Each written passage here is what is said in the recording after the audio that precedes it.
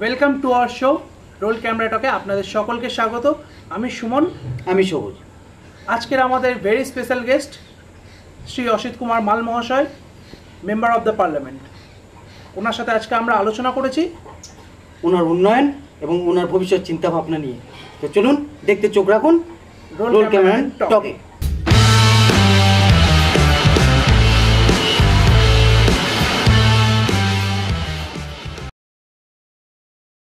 দাদা কেমন আছেন বলুন? খুব ভালো আছি। ইলেকশনের সময় ভালো আছেন? ভালো আছি। তো আপনার প্রচার কেমন চলছে এখন? প্রচার তো শেষ, কালকে হলে শেষ হয়ে যাবে। আচ্ছা, প্রচারে ঝড় উঠেছে। আচ্ছা স্যার, আপনার রাজনীতিতে আসার কারণ কি? মানুষের সেবা করবো বলে চাকরি পেয়েছিলাম, পার্টির লোককে জানিয়েছিলাম, তারা বলেছিল চাকরিটা গ্রহণ করো, পরে যখন তুমি বিশেষ দায়িত্বে আসতে পারবে তখন ছেড়ে দেবে। আমি তখন ভেবেছিলাম ব্যক্তিগত জীবনে চাকরি করলেই অন্য পথে আমি চলে যাব, মানুষের সেবা আর করতে পারবো না। ঠিক। আর ব্যক্তিগতভাবে মানুষের সেবা করা যায় না, আমার যতই টাকা থাক না কেন, টাকা ছাপা কম থাকলেও সে টাকা ফুরিয়ে যাবে।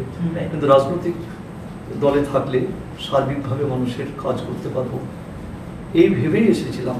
তখন এত ভাবিনি যে রাজনীতিতে এলে এমএলএ এমপি হলেই আমি সব কাজ করে দিতে পারবো, তখন ভাবনাটা আসে। তখন ভাবনাটা ছিল যে মানুষের কাজ করতে হবে, বেকারের চাকরি দিতে হবে, মানুষের পাশে দাঁড়িয়ে লড়াই করতে হবে, হাসপাতালের ওষুধের ব্যবস্থা করতে হবে, ক্যান্ডেলের জল দিতে হবে, কৃষক শ্রমিকের পাশে থাকতে হবে, মহিলাদের পাশে থাকতে হবে, পিছিয়ে পড়া মানুষের উন্নয়ন করতে হবে। অনেক ভাবনা নিয়ে রাজনৈতিক দলে এসেছিলাম। তাহলে এই লোকসভা ভোটে আপনি কত মার্জিনে জিতবেন বলে মনে হয় আপনার?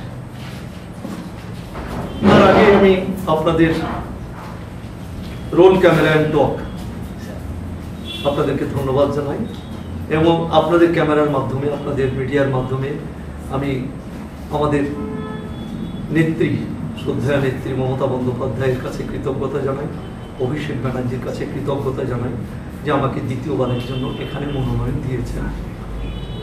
গত ভোটে জেতার কথা এর আগে ভাবছিলাম, মানে আমার ভাবনা নয়, যে বুথে আমি ভোট করতে যাচ্ছি, যেখানে যাচ্ছি সেখানে তার বুথে কত লিড হবে তার চেয়েও তারা বলছেন হয়তো আপনি বিপুল ভোটে জিতবেন, সব মাত্রা পেরিয়ে যাবে। এই বলতে বলতে বলতে বলতে এমন পরিবেশ পরিস্থিতি তৈরি হয়েছে, এখন আর ভোট নয়, মনে হচ্ছে বিজয় উৎসব পালন করছে না। বুঝতে পারছি না যে একজন দুজন একটা দলের লোক এসে করছে তা নয়, কাতারে কাতারে পাড়ায় প্রত্যেকটা মানুষ, সর্বস্তরের মানুষ, কি তপশিলি জাতির মানুষ, কি আদিবাসী মানুষ, কি সংখ্যালঘু মানুষ, কি গরিব মানুষ, সর্বস্তরের মানুষ শঙ্খ বাজিয়ে, ফুল ছুঁড়ে, যেভাবে মিষ্টি খাইয়ে, ফল খাইয়ে যেভাবে আমাকে সম্মানিত করছেন, আমি অভিভূত।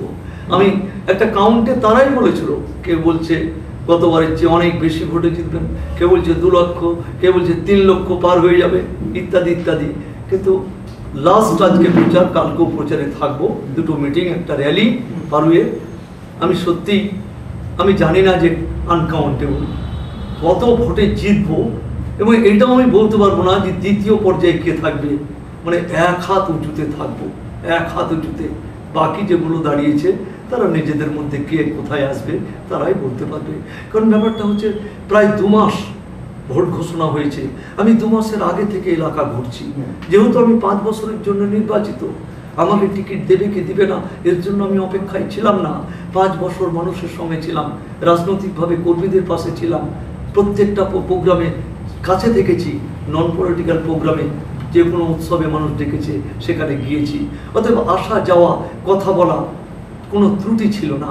কিন্তু নির্বাচন কাছে আসছে জেনে দলকে মজবুত করার লক্ষ্যে আমি 3 মাস ধরে মানুষের দরজায় দরজায় সংগঠনকে সঙ্গ নিয়ে ঘুরেছি। তাতে সেদিন থেকে এখনো পর্যন্ত যা পরিস্থিতি তৈরি হয়েছে, যেটা না বললেই নয়, আজ পর্যন্ত কারোর সঙ্গে দেখা হলো না। হয়তো অনেক সময় চলতে চলতে চলতে চলতে যে পার্টি লড়াই করছে, সে ছোট হোক আর বড় হোক, কম ভোট পায় কিংবা বেশি ভোট পায়, একবার তো তার সঙ্গে দেখা হবে, দেখা হলো না কারোর সঙ্গে। যে তারা মিটিং করে ফিরছেন, সেখানে তাদের মিটিং হচ্ছে, সেখানে তারা কথা বলছেন, তারা ক্যাম্পেনিং করছেন। আমিও তো প্রচুর ক্যাম্পেনিং করেছি, একবার 8টা 9টা থেকে আরম্ভ করে রাত্রি 9টা 10টা পর্যন্ত কোনো পার্টির সঙ্গে আমার সাক্ষাৎ হলো না, প্রশ্ন আমার থেকেই যায়, এ কি অবস্থা তৈরি হয়েছে বিরোধী দলগুলো পশ্চিমবাংলার। তার কারণ কিন্তু একটাই, প্রথমত মমতা বন্দ্যোপাধ্যায় যে উন্নয়ন করেছেন মাত্র 12 বছরে 28টা রাজ্য তার ধারে কাছেও আসতে পারেনি। এত প্রকল্প দিয়ে মানুষের ডাইরেক্ট সুযোগ কেউ কোনোদিন করে দিতে পারেনি। স্বাধীনতার পরে 52 সাল থেকে নির্বাচন, 30 বছর কংগ্রেসকে দেখেছে এই রাজ্যে, 34 বছর বামফ্রন্টকে দেখেছে, মাত্র 12 বছর মমতা বন্দ্যোপাধ্যায়ের মামাটি মানুষের সরকারকে দেখছে। এ উন্নয়ন চোখে দেখা নয়, শুধু মানে চোখ তাকালেই উন্নয়ন খুঁজে পাওয়া যাবে, সেই নিরিখে মানুষ ভাবছে যে মমতা বন্দ্যোপাধ্যায় একমাত্র নেত্রী যিনি কথা দিয়ে কথা রাখেন, মানুষের কাজ করেন। কিন্তু যে দলটা লোকসভার ভোটে দাঁড়িয়ে আবার ভোট প্রার্থনা করছে, 2014 সালের নির্বাচনে দাঁড়িয়ে ভারতবর্ষকে মাতিয়ে দিয়েছিল, বাংলার মানুষও মেতে উঠেছিলেন। তিনি বলেছিলেন, একবার সুযোগ দিন, জীবনে অনেককে ভোট দিয়েছেন এবং দেবেন, একবার সুযোগ দিয়ে আমাকে সরকার গঠনের সুযোগ দিন, আমাকে দেশের প্রধানমন্ত্রী করুন, আমি অর্থনৈতিক বিপ্লব এনে দেবো, ভারতবর্ষে গরিবকে গরিব রাখবো না। কি তার প্রকল্প? তার প্রকল্প বলছে আপনাকে ঠিক করতে হবে, 15 লক্ষ করে টাকা আপনার অ্যাকাউন্টে আমি দিয়ে দেবো। আমি জিরো ব্যালেন্সের অ্যাকাউন্টে বলে দিয়েছি পয়সা লাগবে না, আপনি ব্যাংকে চলে যান, ভোটের পরে আপনি 15 লক্ষ টাকা আপনার অ্যাকাউন্টে ঢুকে যাবে। আর কি করব? জিনিসপত্রের দাম বেড়ে গেছে, পেট্রোল ডিজেলের দাম, নিত্য প্রয়োজনীয় জিনিসের দাম, মায়েদের ঘরে আগুন লাগিয়ে দিয়েছে, 400 টাকা গ্যাসের দাম। ডক্টর মনমোহন সিং এর সরকার প্রতিবাদ করবেন না? একবার যদি আমাকে সেই সুযোগটা দেন, আমি কথা দিচ্ছি আপনাদের, একদিকে ব্যাংকের 15 লক্ষ টাকা আর অন্যদিকে গ্যাসটাকে, যে গ্যাস নিয়ে মানুষকে জ্বালিয়ে পুড়িয়ে দিয়েছে মায়েদের রান্না করে, আমি সেই জ্বালা নিভিয়ে দিব।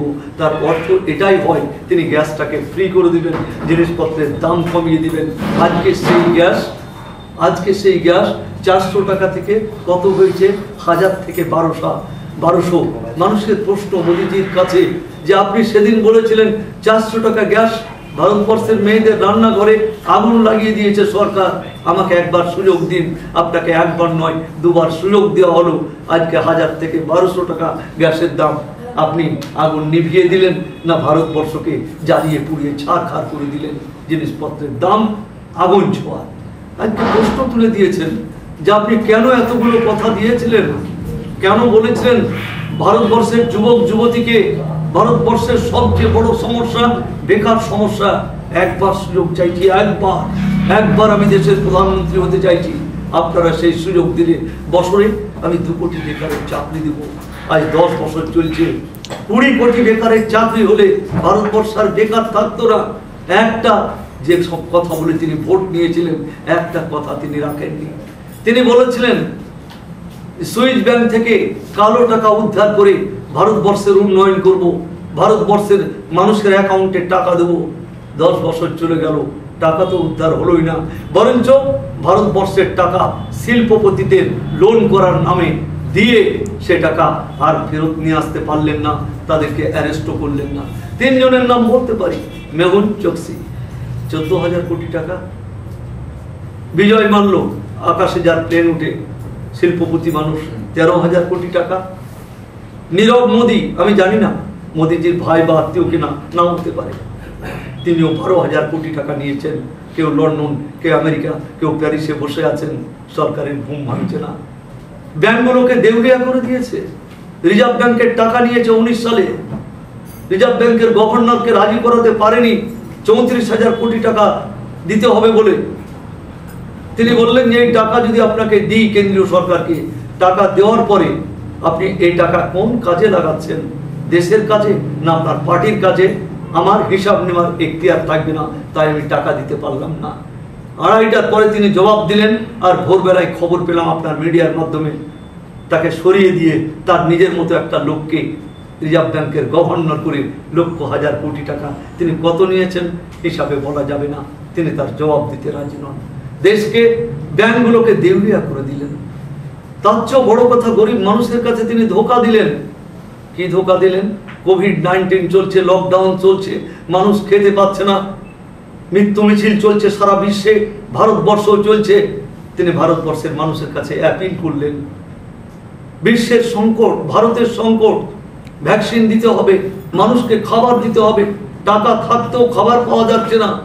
আপনারা, আমি প্রধানমন্ত্রী কেয়ার ফান্ড করেছি, আপনারা আমাকে সাহায্য করুন সেই ফান্ডে টাকা দিয়ে। ভারতবর্ষের সর্বস্তরের মানুষ, যারা চাকরি করেন তারা দিয়েছেন, চাকরি করেন না তারা দিয়েছেন, সাধারণ মানুষ দিয়েছে, শিল্পপতিরা দিয়েছে, সর্বস্তরের মানুষ দিয়েছে, জনপ্রতিনিধিরা দিয়েছেন। আমরা যারা এমপি, আমরা 10 কোটি করে দিয়েছি 2 বছরে এমপি ল্যাড থেকে। আমাদের কোনো দুঃখ হয়নি। 800 জন এমপি আছে লোকসভা রাজ্যসভা মিলে, 8000 কোটি টাকা দিয়েছি। এবং দেশের শিল্পপতিরা টাকা দিয়েছেন। পার্লামেন্টে শুধু ছোট্ট একটা প্রশ্ন ছিল যে কত টাকা, আমাদের টাকা শুধু 8000 কোটি টাকা হয়, কত টাকা আপনি দেশের মানুষের কাছে প্রধানমন্ত্রী কেয়ার ফান্ডে জমা পড়েছে একটু বলবেন? এবং সেই টাকা আপনি কোন কোন পারপাসে খরচা করেছেন? জবাব এসেছে সেখান থেকে যে আমি এই প্রশ্নের জবাব দিতে রাজি নয়। কেন? ভারতবর্ষের সংবিধান, দুবারে পার্লামেন্টে আইন তৈরি হয়েছে, রাইট টু ইনফরমেশন অ্যাক্ট, তথ্য জানার অধিকার, বলতে বাধ্য একটা রাস্তায় কত টাকা স্যাংশন হয়েছে, কত তার সিমেন্ট, কত তার বালি, কত তার চিপস, কত তার লেবার কস্ট 1 মাসের মধ্যে জানাতে হবে সংশ্লিষ্ট দপ্তরকে। যদি না জানায় তার জেল হবে। ভারতবর্ষের প্রধানমন্ত্রী ভারতবর্ষের সংবিধান মানেন না, তাহলে আপনার আমার কি হবে দেশের হাল? তিনি একটা কথা দিয়ে কথা রাখেননি, তিনি কথা রাখেননি, প্রত্যেকটা কথা আপনি গোলমাল করেছেন। সেই নিরিখে ভারতবর্ষের মানুষ আজকে আতঙ্কিত। যার একবার যদি এই মোদী সরকার ক্ষমতায় আসে আর তিনি যদি প্রেসিডেন্ট হন, দেশকে ধ্বংসের দিকে নিয়ে চলে যাবে। শুধু তাই নয়, দেশকে 100 নয় 200 500 বছর পিছিয়ে দিবে। ভারতবর্ষের গণতান্ত্রিক অধিকার বলে কিছু থাকবে না, স্বাধীনতা বলে কিছু থাকবে না, এটা আমরা বিশ্বাস করি।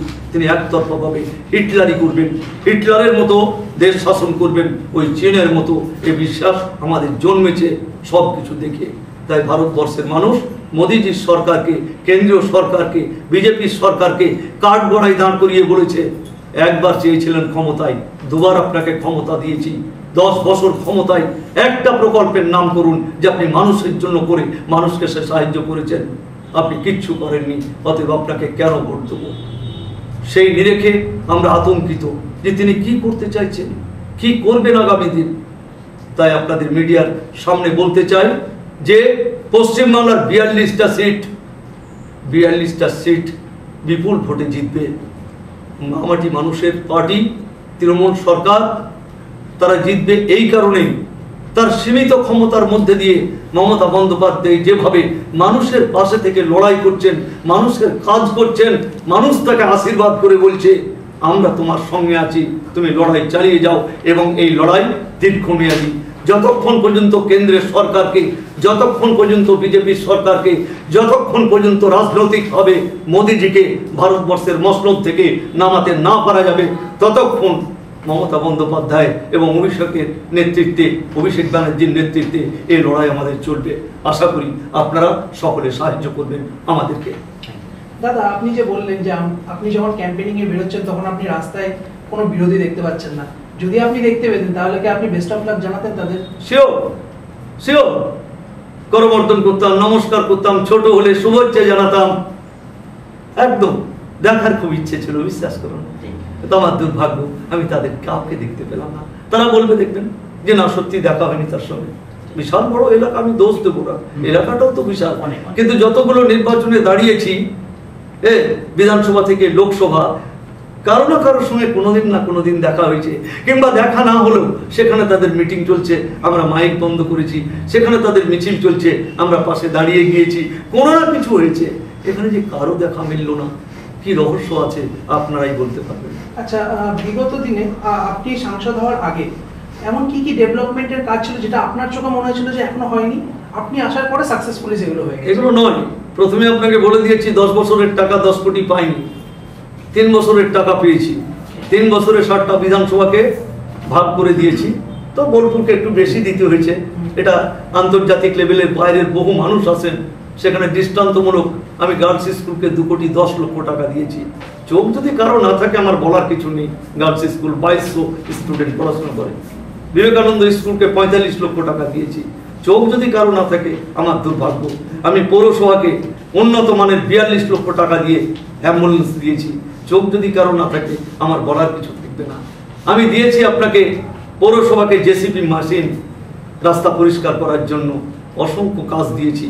34 কিলোমিটার ঢালাইয়ের রাস্তা করেছি লোকসভা কেন্দ্রে, অসংখ্য কাজ আছে। সার্কিট হাউস দিয়েছি, এখনো কাজ চলছে 50 লক্ষ টাকা। আমি কোভিড-19-এ সিএমএইচকে 50 লক্ষ টাকা দিয়েছি। এ টাকা সুন্দরভাবে, যতদিন আমাদের অনুব্রত মণ্ডল ছিলেন তিনি এটা দেখতেন, আমি অন্যান্য কাজগুলো করতাম। উনি চলে যাওয়ার পরে মানে আইনগতভাবে তিনি এখন আমাদের কাছে নেই। চন্দ্রনাথ সিনহার নেতৃত্বে সারা 7টা বিধানসভার সমস্ত টাকা সেখানে জমা পড়ে, সেখানে তিনি সমানভাবে টাকা ভাগ করে দেন। প্রত্যেকটা বিধানসভায় গেলে একজন এমএলএর মুখে শুনতে পারবেন না যে না আমি এমপির কাছ থেকে কোনো টাকা পাইনি, কেউ বলবে না। কারণ আমি দিয়েছি তো, ডেকে ডেকে দিয়েছি, ডেকে ডেকে প্রয়োজন যে তুমি 70 লক্ষ টাকা কি 1 কোটি টাকা কি 1.5 কোটি টাকা প্রয়োজন দাও, তোমার টাকা এই পাবা ভাগে, ইত্যাদি ইত্যাদি। তো সেই নিরিখে দিয়েছি। ওই দৃষ্টান্তমূলক বলে কিছু নেই। মানে আপনাদের প্রশ্ন থাকে, অনেকে বলে যে সোমনাথ বাবু, আরে সোমনাথ চ্যাটার্জি তো খুব ভালো মানুষ, শিক্ষিত লোক, জ্ঞানী লোক, পণ্ডিত লোক, তাকেও তো মমতা ব্যানার্জির কাছে হেরে আসতে হয়েছে এখানে, কারণ সরকারটা তখন কেন্দ্রের কাজ ছিল না। আর এখানে যখন তিনি উন্নয়নে এখানে বসলেন, জিতলেন, তখন কিন্তু তিনি কেন্দ্রীয় সরকার তার হাতে, তাদের সমর্থনে সরকার চলছে। অতএব স্পিকার যেটা বলবে সেটা হবে। অতএব এটা নয়, কেউ কারোর সঙ্গে কম্পেয়ার করে কিছু হবে না। সেই নিরিখে আমি বলতে চাইছি যে আমরা যেভাবে আমার রাজনৈতিক দলের কর্মীকে নয়, মানুষকে যেভাবে স্যাটিসফাইড করতে পেরেছি, সব পারিনি, কিন্তু মানুষ খুশি। কেন খুশি তাদের কাছে আপনাদেরকে কালেক্ট করে নিতে হবে। কেন মমতা বন্দ্যোপাধ্যায়ের প্রার্থীকে, কেন জোড়াফুলকে, কেন অভিষেকের বন্দ্যোপাধ্যায়ের প্রার্থীকে, কেন জোড়াফুলকে ভোট দিয়ে ভারতবর্ষের নয় বাংলার মানুষ একটা উতলা পরিবেশ পরিস্থিতি তৈরি করে দিয়েছে। এ যেন ভোট নয়, এ যেন বিজয় মিছিল। কবে ভোটটা আসবে সেই দিন জানিয়ে দেবো কেন্দ্রের মোদী সরকারকে যে অপরাধ করেছেন, যে অন্যায় করেছেন, কথা দিয়ে কথা রাখেননি, দেশকে যেভাবে বিপাকে ফেলে দিচ্ছেন, দেশকে যেভাবে সংকটে রেখেছেন, দেশের জাতীয় আয়কে তলানিতে ঠেকিয়ে দিয়েছেন। অতএব তার প্রতিবাদ প্রতিরোধ গড়ে তুলতেই আমরা মমতা বন্দ্যোপাধ্যায়ের নেতৃত্বে, অভিষেক ব্যানার্জির নেতৃত্বেই জোড়া ফুলে ভোট দিয়ে তাদের হাতকে শক্তিশালী করবো। এটাই হবে বাংলার মানুষের কথা।